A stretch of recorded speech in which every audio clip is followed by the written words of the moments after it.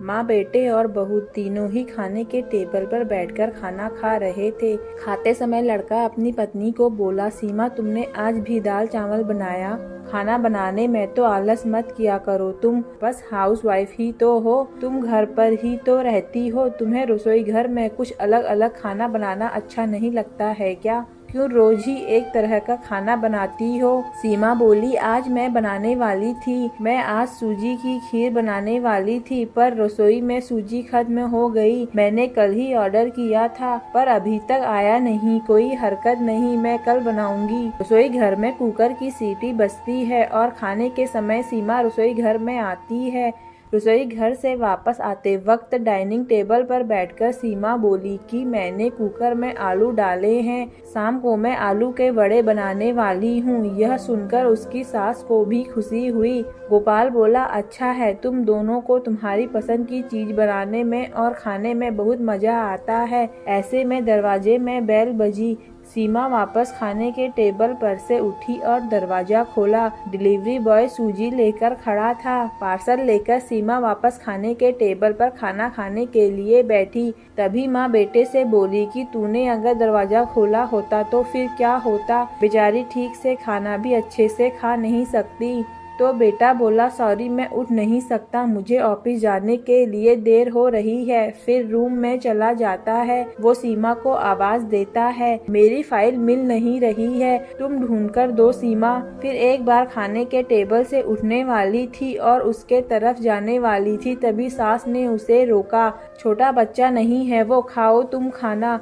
थोड़ी देर बाद रूम से गोपाल की आवाज आई, फाइल मिल गई। सास और बहू दोनों ही खाने के टेबल पर एक दूसरे की तरफ देखकर हंसने लगी। गोपाल ऑफिस जाने के लिए निकल गया। सीमा ने सारा काम खत्म किया। रात को आलू बड़ा खिचड़ी बनाई। खाना देख गोपाल और सास खुश हो जाते हैं। सीमा सब काम निपटा के सो जाती है। दूसरे दिन सुबह गोपाल उसके बेडरूम में फाइल ढूंढ रहा था और वह फाइल ढूंढने की वजह से बेडरूम पूरा अस्त व्यस्त कर दिया। गोपाल अकेले में बड़बड़ा रहा था, इस घर में कभी भी कोई चीज समय पर नहीं मिलती है। इन औरतों को कोई काम नहीं होता, इसीलिए दिन भर इधर का सामान उधर करती रहती है। उसके आवाज से सीमा वापस उसके रूम में आती है और रूम की बुरी हालत देखकर उसे गोपाल पर गुस्सा आता है।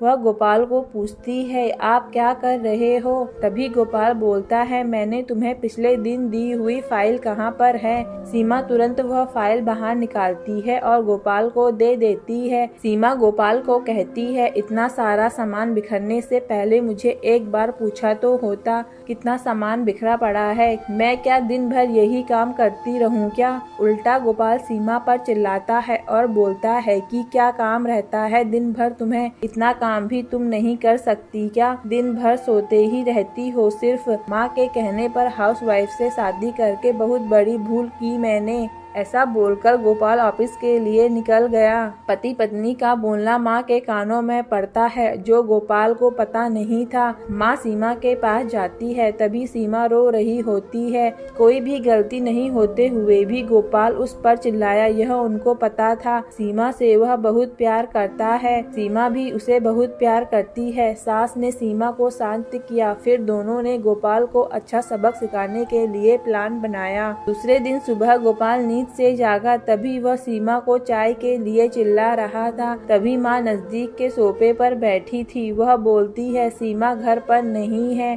वह किसी काम के लिए अपने मायके गई है। गोपाल फोन निकालता है और सीमा को फोन करने लगता है। तभी माँ उसे रोकती है और बोलती है कि फोन मत करो, वह मायके ही तो गई है, 2-3 दिन में आ जाएगी। गोपाल फोन रख देता है और माँ को बोलता है कि माँ चाय। तभी माँ बोलती है, हाँ 2 कप बनाना, मैं भी पीऊंगी। इच्छा न होते हुए भी गोपाल चाय बनाने के लिए रसोई घर में जाता है। माँ सोफे से खड़ी होती है, बेटा गोपाल को पुकारती है। वो सोचने लगता है कि माँ उसे रोकेगी और खुद चाय बनाएगी, पर माँ बोलती है, मेरी चाय में शक्कर कम डालना। गोपाल चाय बनाता है और चाय लेकर आता है। माँ और बेटा दोनों ही चाय पीते हैं। फिर माँ बोली, चाय अच्छी बनाई है पर सीमा जैसी नहीं। वो चाय बनाती है तब तुलसी के पत्ते डालती है, उस चाय की तो बात ही अलग होती है बेटा। कोई बात नहीं, अगली बार तुम चाय बनाओगे तब ध्यान में रखना। गोपाल उसकी माँ को देखते ही रह जाता है। थोड़ी देर बाद गोपाल उसकी माँ को बोलता है, माँ आज मैं मटर पनीर खाना चाहता हूँ। माँ फिर से गोपाल की तरफ देखकर बोली, आज मेरा बेटा मटर पनीर बनाएगा और मुझे खाने के लिए देगा। अच्छा हुआ, बहुत दिनों से मटर पनीर खाने की इच्छा हो रही थी। तभी गोपाल बोला, अरे माँ, मटर पनीर आपको बनाने के लिए कहने वाला था। तभी माँ उसे बोली, नहीं बेटा, मेरे घुटने बहुत दुखते हैं, मैं इतनी देर रसोई घर में खड़ी नहीं रह सकती। तभी गोपाल उसका फोन निकालता है और रेस्टोरेंट से ऑर्डर देने लगता है। तभी माँ उसे रोकती है और बोलती है, मुझे वह होटल का खाना पचता नहीं है, मुझे गैस हो जाती है और तुम मुझे बाहर का खाना खिलाने वाले हो क्या? शायद माँ से प्यार नहीं करते हो तुम गोपाल। तभी गोपाल खाना बनाने के लिए रसोई घर में जाता है। 1 घंटे बाद खाना तैयार होता है। 2 थाली में खाना लेकर गोपाल उसकी माँ के पास आता है। गोपाल ने दाल चावल बनाया है, यह माँ देखती है। गोपाल को बोली, अरे बेटा, तुम मटर पनीर बनाने वाला था ना? गोपाल बोला कि माँ यह आसान है बनाने के लिए। तभी माँ बोलती है, सीमा होती तो आज उसने मटर पनीर बनाकर मुझे खिला दिया होता, पर जाने दो, तुम्हारे हाथों का खाना कहाँ मैं रोज खाती हूँ। ऐसा बोलकर माँ खाने के टेबल पर आकर बैठती है। चल दोनों साथ में खाना खाते हैं। गोपाल ने पहला निवाला मुंह में डाला ही था, तब माँ उसे बोली, अरे बेटा, दाल में नमक कम है, जा और नमक लेकर आ। वो खाते खाते उठता है और रसोई घर से नमक लेकर आता है और माँ को देता है। फिर से खाने के लिए बैठता है। तभी बीच में माँ खांसने लगी और गोपाल को बोलती है, अरे बेटा, निवाला गले में अटक गया है, थोड़ा पानी लाना। गोपाल फिर से खाते खाते उठा और पानी लाने गया।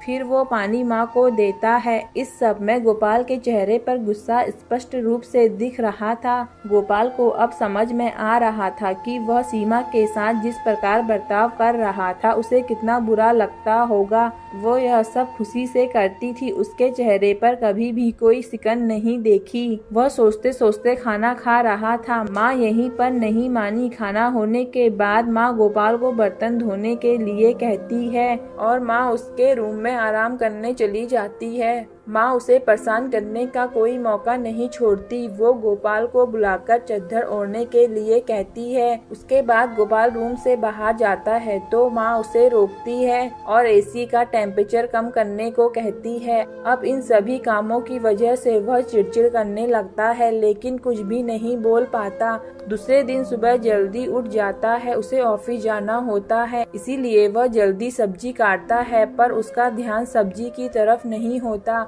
वह सीमा का विचार कर रहा होता है। वो सोच रहा होता है, हाउसवाइफ का काम आसान होता है ऐसा मुझे लगता था, पर सच में वैसे नहीं है। मैं कितना गलत बर्ताव करता था सीमा के साथ। मन ही मन पछता रहा होता है। तभी सब्जी काटते समय अपनी उंगली काट लेता है। वह उठकर बेसिन में उंगली धोने के लिए जाता है। ऐसे में सीमा उसके पास आती है और हाथ में पट्टी बांधने लगती है। मतलब सीमा अपने मायके गई ही नहीं थी, गोपाल से छुपकर उनके ही घर में थी। यह तो सास और बहू का प्लान का एक हिस्सा था। गोपाल सीमा को देखकर खुश हो जाता है। वह उससे माफी मांगता है। वह सीमा को बोलता है कि घर का काम करना बहुत आसान होता है, तुम घर पर रहती हो, तुम्हें क्या काम रहता है। ऐसा मैं हमेशा बोलता था, पर एक ही दिन में मुझे सब समझ आ गया। मैं तुम्हें ऐसा कभी भी नहीं बोलूँगा और इसके आगे हम एक साथ घर के काम करेंगे। अगर घर हम दोनों का है तो घर के काम भी हम दोनों करेंगे। दोनों का बोलना माँ बाहर से सुन रही थी। वह दोनों के लिए बहुत खुश थी। दोस्तों, अगर आपको मेरी कहानी पसंद आए तो प्लीज लाइक एंड सब्सक्राइब करें।